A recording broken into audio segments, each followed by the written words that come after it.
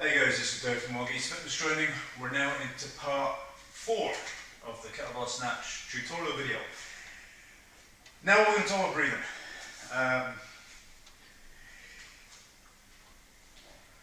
There's a variety of breathing styles that you can use, or use variety to be honest, depending on what you're trying to get out of your snatch practice. Okay?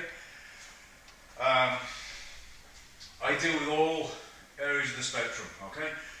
I have kettlebell sport athletes that are going out and trying to do hundreds of repetitions in competition. At one end of the scale. At the other end of the scale, I've got a prop forward who, rugby player, doesn't care about their endurance, he just wants to hit somebody as hard as physically possible. And then in the middle of all that, I've got my combat athletes who need the combination of that endurance, that strength, that power, and what the kettlebell does best, the so-called strength, power, endurance slot, right bang in the middle of that strength curve. So the kettlebell sport athlete needs to have highly tuned in breathing techniques. The strength power guy, maybe not quite so much, but he'll still benefit from what the top end guys do, alright? So let's talk about breathing just for a minute. When you breathe to get maximum gas exchange, you want to focus on the exhale. Don't worry about your in-breath. That will happen automatically, all by itself. It's a reflex action. It takes effort to stop it, okay? So you just focus on that, a good exhale, alright? The more exhales I do, then the more inhales I will do. That should be fairly obvious. So, the more breath cycles I get in, the greater the gas exchange, okay? If we're looking for efficiency, just that ability to keep on going, we need a lot of breaths. We need to keep that gas exchange going, so our aerobic system can be constantly topping up the muscles, topping up the anaerobic system, the other energy systems, constantly keeping it refueled and working, alright?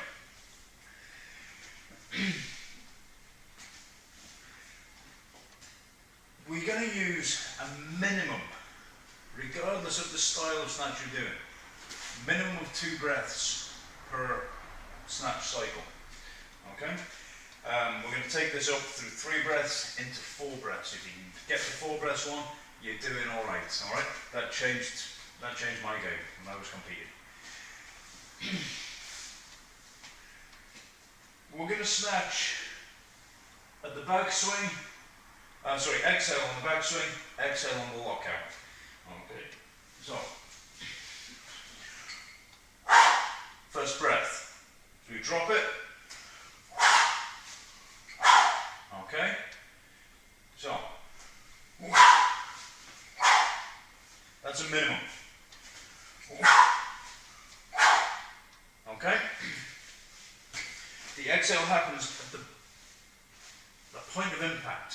Okay.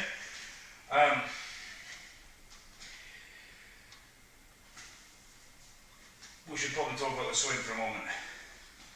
Breathing with kettlebells, really you breathe anatomically, which means as the body expands, you inhale, as the body compresses, you exhale, okay? A little different to what you do in more sort of conventional weight training. As the belly accelerates down, the back here, the body's contracted, it's compressing, you're arresting that bell, it's accelerated, swung through, you get to this point here, you look to change direction, so that's where one breath will happen. As you explode out of it, the body's expanding. You fill it up with air, You actually use that in-breath to help power the motion, Just fill it up with air, use that inhalation to unfold the body, and then exhale on the catch. Alright, is that clear enough?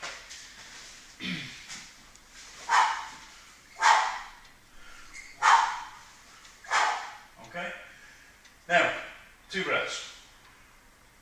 breaths gives you a little bit of an advantage.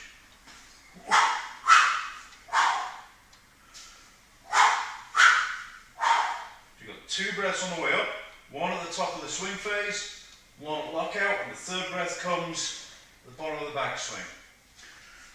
1, 2, 3. 1, 2, 3.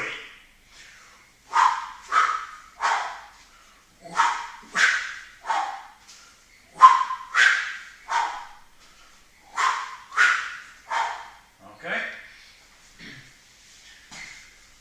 So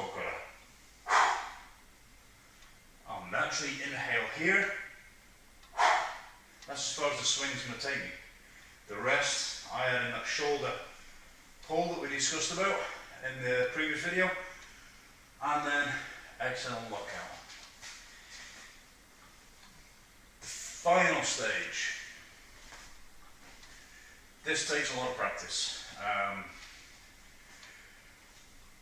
We haven't really discussed amplifying that twist in the waist just yet, so we're kind of running ahead of ourselves here. It's a more advanced method of snatching, but it's one you should definitely aim towards. This is now 4 breaths.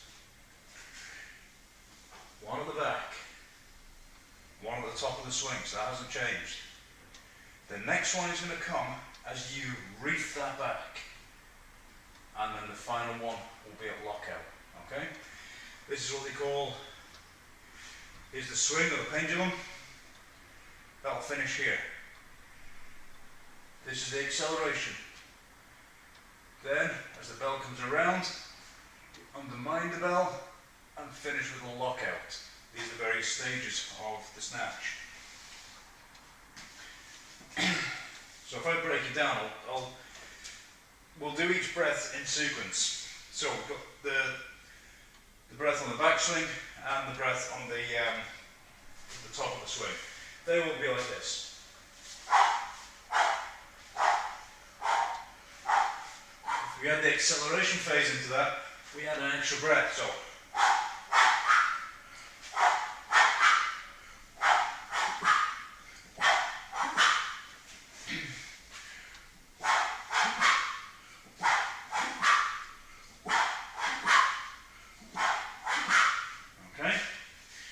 see that? Yeah? We're learning to use the body, all angles, all possible movements and rotations in the body. It's not just a hinge, it's ain't a deadlift. Yeah? There's a corkscrewing type effect to generate the power. All my martial arts guys, they just get that in a heartbeat. Yeah? All my big, heavy guys, oh, it's like banging your head against the wall.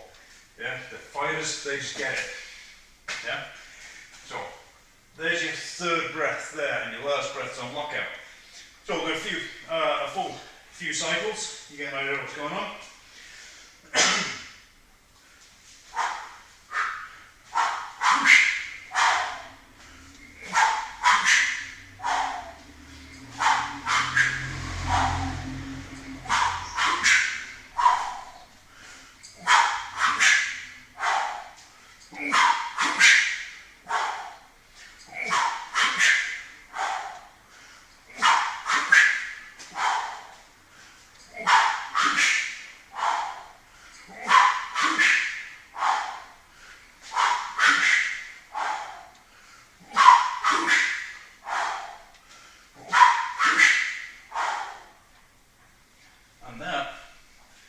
That's how you snatch.